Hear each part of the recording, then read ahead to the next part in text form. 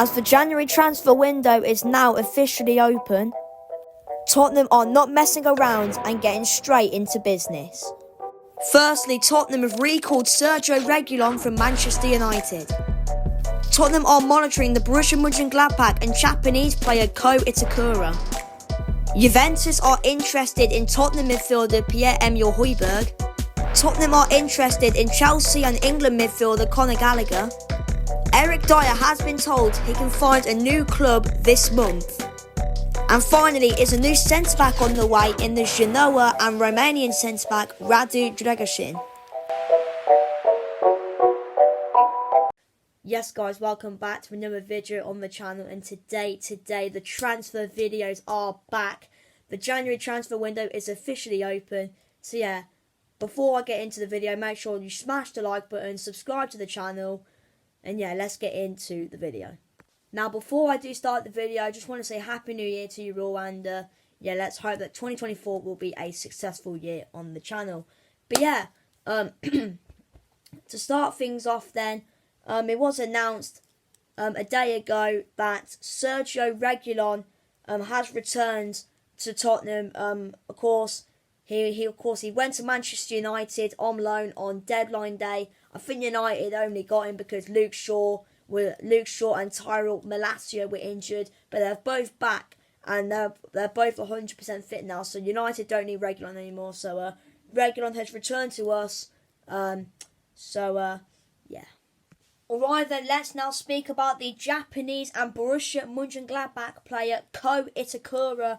And according to Fabrizio Romano, Tottenham have monitored Ko Itakura of Mönchengladbach. He is a player that Ange Postecoglou wanted at Celtic.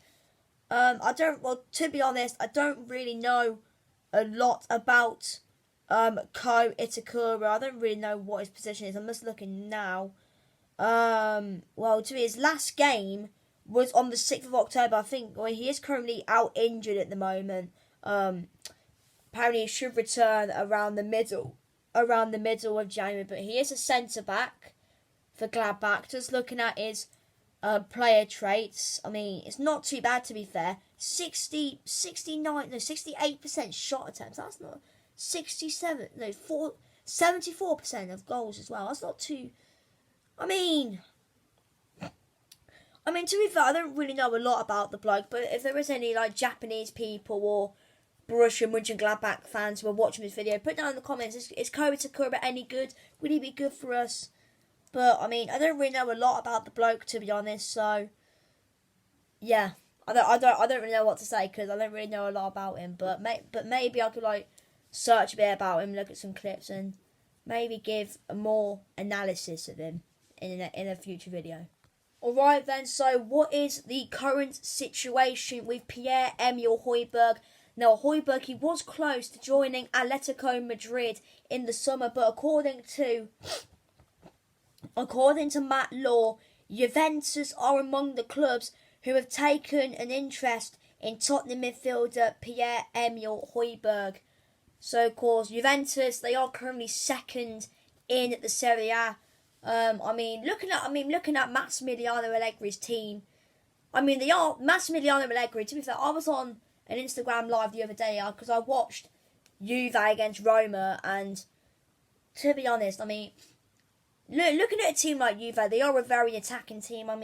Would Højbjerg fit the system that Allegri wants to play?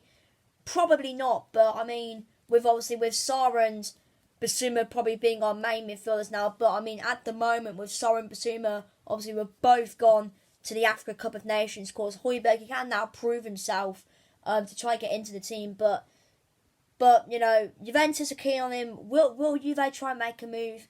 I don't know, to be honest. I don't know, to be honest, but if you look at that Juve midfield, do they need a player like Højbjerg in there? I don't know, unless Juve need a defensive midfielder, maybe they can try and get Højbjerg in. But yeah, anyway, Juve fans, Spurs fans, put down in the comments. Yeah. Okay then, and the next player we're going to speak about is Chelsea midfielder Conor Gallagher. Now, Spurs were interested in the Chelsea and England midfielder in the summer, and yet again, Spurs are interested in Conor Gallagher yet again. To be honest, I don't want Conor Gallagher to join us. Chelsea fans are saying he's a youth player. I mean, he's a youth player that he's come from the youth. Apparently he's really good. He's not good. He's absolutely terrible. And I do not want Conor Gallagher to sign for Tottenham because he is absolutely terrible, if I have to be honest. But anyway, according to Nizar Kinshida, apparently Conor Gallagher is expected to turn down any move away, given he is standing captain in the absence of Reece James. So it looks like Gallagher is going to turn that down anyway. So Conor Gallagher, good decision, because I don't want you to come to us because you are shit. Alright then, now there has been a lot of talk in the recent days about Eric Dier. Now, it all started 3 days ago, as according to James Ollie, Eric Dier has been told he can find a new club this month, with his current Spurs contract set to expire in the summer. West Ham are among clubs monitoring the situation, whilst Dier's former club, Sporting Lisbon, have also registered interest as well. And also there is another club who is interested and at the moment are probably leading the race to sign Eric Dier, and that is Harry Kane's team, Bayern Munich. Now, Bayern, there's been a lot of reports going around today and last night about Eric Dier. Will he reunite with Harry Kane at Bayern Munich? Apparently, the latest news 38 minutes ago from Florian Plettenberg is that apparently a total verbal agreement has been reached between Spurs and Bayern Munich. But it says this pretty much: total verbal agreement between FC Bayern and Dier. The 29-year-old wants to join Bayern now. Transfer fee less than €5 million. Tuchel has spoken to Dier. They plan to use him as a centre back and in defensive midfield. Green light from Spurs. Everything is prepared. Bayern just need to make the final decision on Eric Dier. So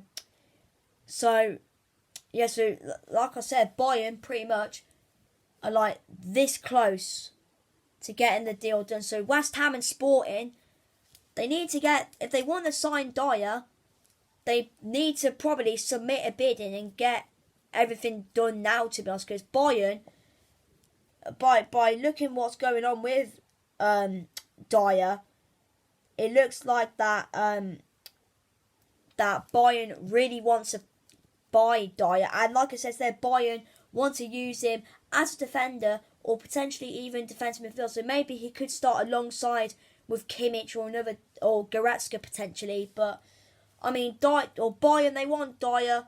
I'm not gonna lie, if Dier goes, Dier. I mean, on his day this season, he has actually been decent. I mean, when we lost 4-1 to Chelsea, he played decent. I mean, there's some performances. I mean, last season, Dier was not as good. But, I mean, this season, some performances have been good for him. Some performances haven't been the best. But, I mean, we've got two main centre-backs now in Romero and Mickey van der Ven. I mean, of course, but at the time of recording this video, we are actually playing against Burnley tonight in the FA Cup. So, I don't know if he will start tonight. I don't know, to be honest. But anyway, Spurs fans, is it time to go for Dier? Okay, then, and to finish off this video, we are going to talk about the Genoa centre-back, Radu Dragusin. Now, of course, ever since the January transfer window has opened, Spurs have been very keen on trying to sign Radu Dragusin, as Ange Postecoglou has really likes the bloke, and he does want Dragusin to sign for Tottenham Hotspur. Now, of course, we'll go back to the start about Dragusin, which was, we have to go back to here. Do we have to go back to there? Let me just check. Yes, it is. So we have to go all the way back to, well, I'll go to quite recently actually, but I'll go to this one. This is the most recent one. According to Fabrizio Romano, half an hour ago, Tottenham have made a fresh contract with Genoa for Radu Dragusin, and the formal official bid is set to be accepted soon. Negotiations are still ongoing and expected to continue over the weekend. Personal terms are agreed, and Genoa want 30 million guaranteed fee. And of course, that is according to Fabrizio Romano. But apparently, this deal is actually really close, to be honest. Of course, apparently, like, personal terms were agreed. Everything apparently has been agreed.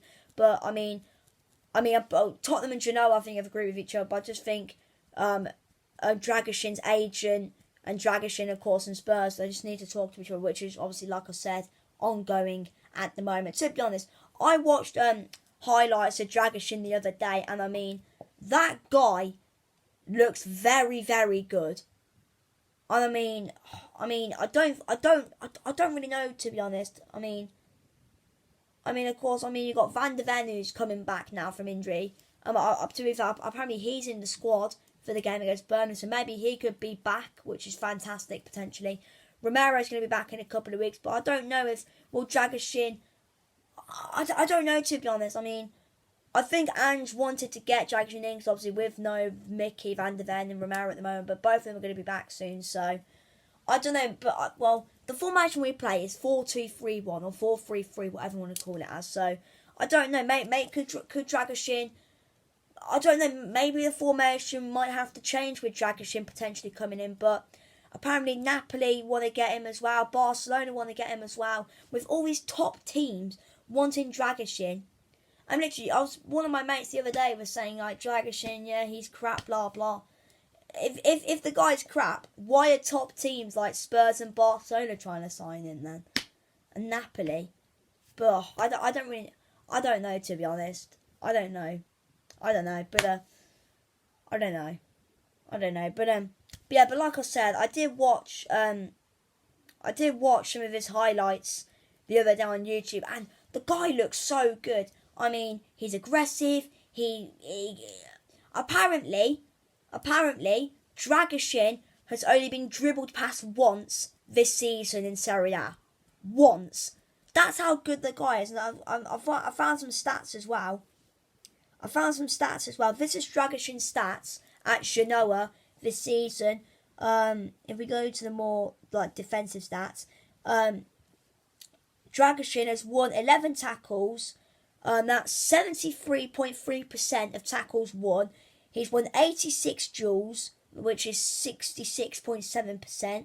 Aerial duels, 58, which is 69.9%. 18 interceptions, 2 blocks, 58 recoveries. And like I said, the guy's been dribbled past once this season.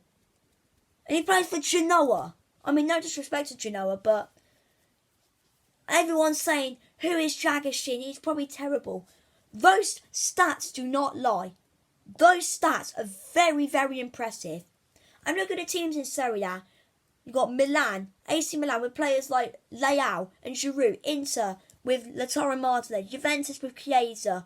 Lazio with all these great players. Roma with Lukaku in that. And that guy's been dribbled past once this season. I mean, he's a very good player, so I would get him in if I have to, be honest. So anyway, Tottenham fans, should we sign Radu Dragushin from Genoa? Yes or no? Put down in the comments. Anyway, guys, thank you for watching this video. Smash like, subscribe, and I'll see you in the next one.